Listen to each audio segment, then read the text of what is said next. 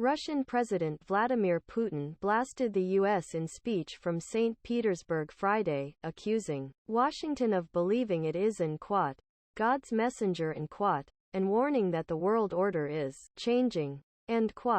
After declaring victory in the Cold War, the United States proclaimed itself to be God's messenger on earth, Putin claimed.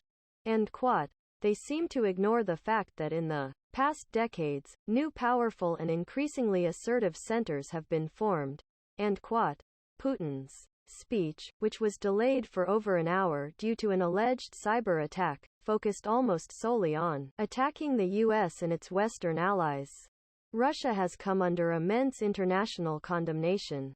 Following the illegal and deadly invasion of Ukraine 4 months ago, an incursion that has resulted in the greatest threat to European security since World War II.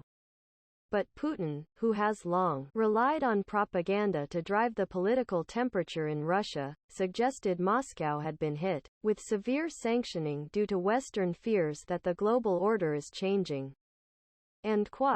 Our colleagues are not just denying reality. More than that, they are trying to reverse the course of history, Putin claimed. They consider themselves exceptional. If they are exceptional, that means everyone else is second-rate.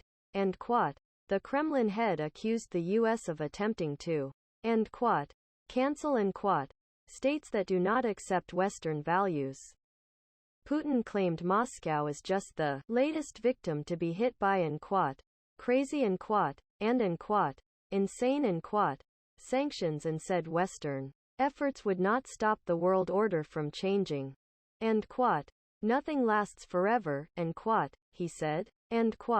While planning their economic blitzkrieg, they did not notice, simply ignored the real fact of how much our country had changed in the past few years.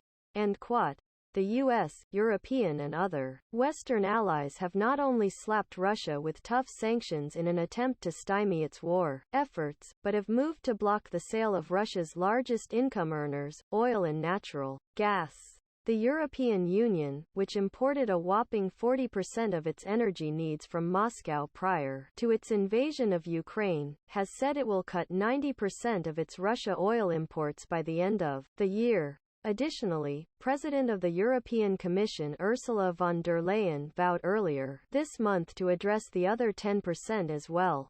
But despite high inflation, its flagging ability to supply its armed forces in Ukraine and rising internal frustrations over economic pains at home, Putin on Friday claimed the West's efforts were not working.